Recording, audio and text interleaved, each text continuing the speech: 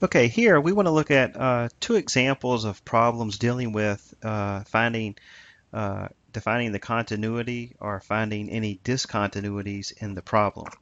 So our first function here we have is 1 over x squared minus 9. And I've already provided the graph here. You could use your graphing calculator. And if we look at this closely, we could factor this expression, x squared minus 9, to x plus 3 and x minus 3. And clearly, once we factor this, we can tell that if for x plus 3, if x is a negative 3 or if x is a positive 3, we end up with division of 0. And notice there's nothing to cancel that out. So that is why at negative 3 and positive 3, we actually have a vertical asymptote causing a split in the graph. So clearly at this point, we have a discontinuity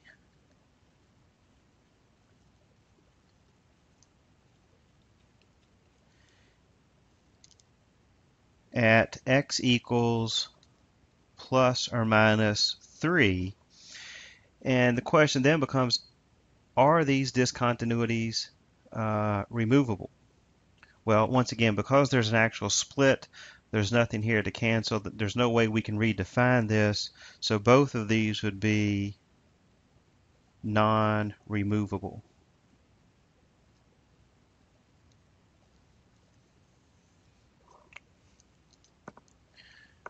All right, for the second example, we have the function x squared minus 5x plus 6 over, and I've already factored this out, x minus 2 and x plus 2. Well, let's look at, we have the graph here I've already given to you, but if we factor the numerator, we would end up with x times x, and for 6 we would have 2 and 3. And we would have negative 2 and negative 3.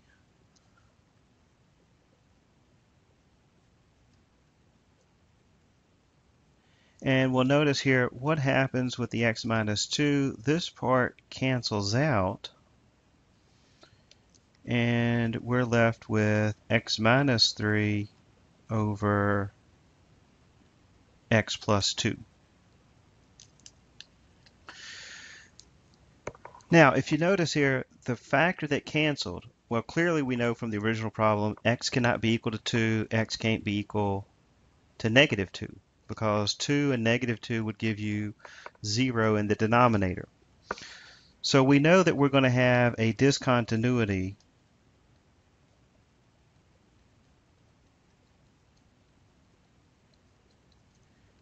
at x equals 2 and x equals negative 2. And you have to be careful. If you look at the graph on your calculator, it's going to look similar to this, and it's going to be fairly clear that we have a vertical asymptote here at negative 2, and that's because here we have, for this factor, the x plus 2 that doesn't cancel. If you take this instead of equal to 0, we get and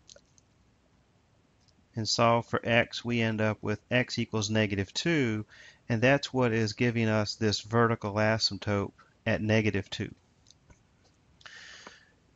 And in that case, again, because there's an actual split in the graph, that tells us there's no way for that to cancel out. So therefore, this discontinuity at negative 2 is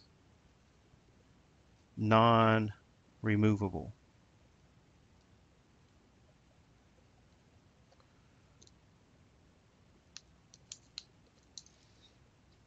Now, what about the discontinuity at x equals 2?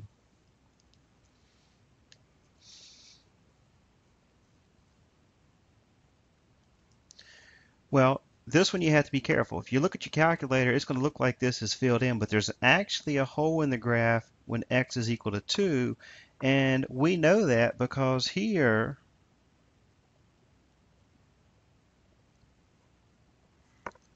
I'm sorry, not there. Up here at this point, we know that if we were to take the x minus 2 and set that equal to 0, we get x equals 2. And if we notice, this is where the factor canceled out, and that's what's going to cause a hole in the graph as opposed to the vertical asymptote that we got here above. So if you have a factor that is able to cancel out where we create a hole in the graph, that's what we have here. That then tells us this is going to be a removable discontinuity. And again, it's removable because we were able to cancel that out. So you're left with x minus 3 over x plus 2.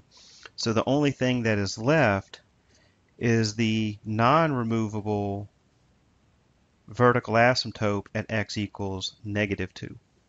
Okay, so to quickly review this, if your factor cancels, then that part's going to be a removable discontinuity. If the factor doesn't cancel, it's going to be a non-removable discontinuity.